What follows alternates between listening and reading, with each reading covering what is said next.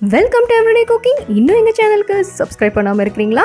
மறக்காம click பண்ணுங்க subscribe பட்டனையும் bell ஐகானையும் எப்போதும் எங்களோட கனெக்டடா இருங்க and subscription free. இன்னைக்கு நம்ம புளி சாதம் எப்படி செய்யறதுன்னு பார்க்கலாம். First புளி சாதத்துக்கான mix ரெடி பண்ணிக்கலாம். முதல்ல நம்ம மசாலா பவுடர் ரெடி பண்ண போறோம். சோ கொஞ்சம் ஆயில் விடுங்க. இதுல 8 ல இருந்து 10 காஞ்ச மிளகாயை போட்டு நல்லா வறுத்துடுங்க.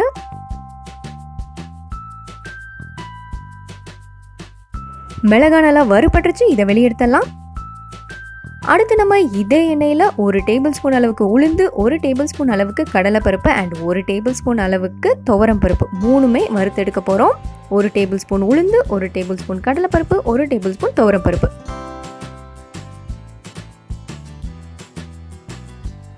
இதோ பருப்பெல்லாம் நல்லா வறுபட்டுருச்சு. இதையும் வெளியே எடுத்துருங்க. ஃபைனலாக இதே எண்ணெயில் 1 டீஸ்பூன் அளவுக்கு வெந்தயம் ஆட் பண்ணி நல்லா வறுத்து எடுத்துக்கலாம்.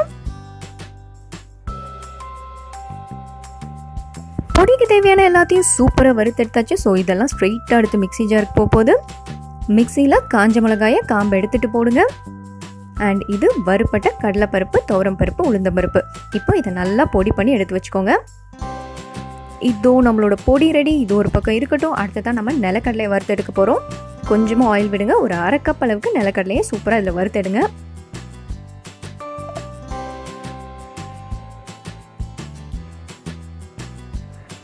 நிலக்கடலை வறுப்பட்டுச்சுன்னா அந்த தோல் நல்லா வெடிச்சு வரும். ஸோ அது வரைக்கும் நல்லா வறுத்துக்கோங்க. கலரும் கொஞ்சம் லைட்டாக சேஞ்ச் ஆகும்.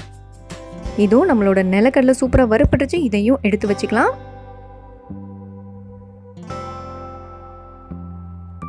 ஸோ வறுக்க வேண்டியது, அரைக்க வேண்டியது எல்லாம் முடிஞ்சது. அடுத்ததான் நம்ம மசாலா பார்ட்டுக்கு வரலாம். கொஞ்சம் ஜாஸ்தியாக ஆயில் விட்டுக்கோங்க. ஒரு 4 டேபிள் ஸ்பூன் அளவுக்காவது ஆயில் விட்டுக்கோங்க. இதில் ஒரு 1/2 டீஸ்பூன் அளவுக்கு கடுகு ஆட் பண்ணுங்க. கடுகு நல்லா வெடிக்கணும். கடுகு வெடிச்சதும் 1 டீஸ்பூன் அளவுக்கு உளுந்து ஆட் பண்ணிக்கலாம். அண்ட் அடுத்ததான் ஒரு 15லேருந்து 20 சின்ன சைஸ் பூண்டு அண்ட் பெரிய சைஸ் பூண்டாக இருந்தால் ஒரு 10 பூண்டே தாராளமாக போதும். இப்போ இதெல்லாம் நல்லா அந்த ஆயிலே வறுபடட்டும். அடுத்ததான் நம்ம ப்ரிப்பேர் பண்ணி வச்சுருக்கிற அந்த மசாலா பவுடரையும் இதிலே ஆட் பண்ணிடலாம்.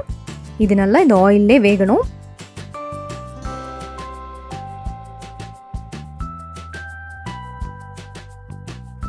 இதோட ஒரு 1/2 டீஸ்பூன் அளவுக்கு பெருங்காயத்தூள் ஆட் பண்ணிக்கலாம். அடுத்ததான் ஒரு 1/2 டீஸ்பூன் அளவுக்கு மஞ்சத்தூள்.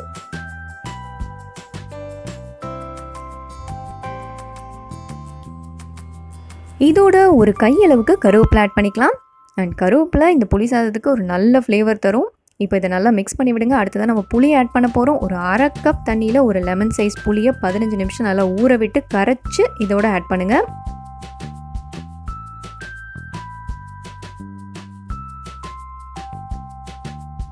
இதோட தேவையான அளவு உப்பு ஆட் பண்ணிக்கலாம்.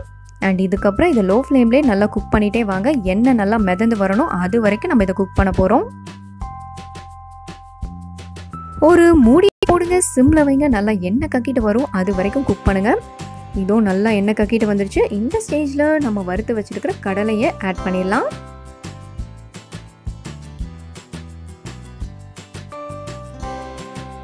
இதை நீங்கள் ஃப்ரிட்ஜில் வச்சிங்கன்னா ஒரு மாதம் வரைக்கும் கூட யூஸ் பண்ணலாம். ஸோ புளி சாதத்துக்கான மிக்ஸ் ரெடி. இதை இப்போ நம்ம சாதத்தோட மிக்ஸ் பண்ண போகிறோம். ஒரு 4 கப் சாதத்துக்கு இதில் பாதி எடுத்துக்கிட்டால் போதும்.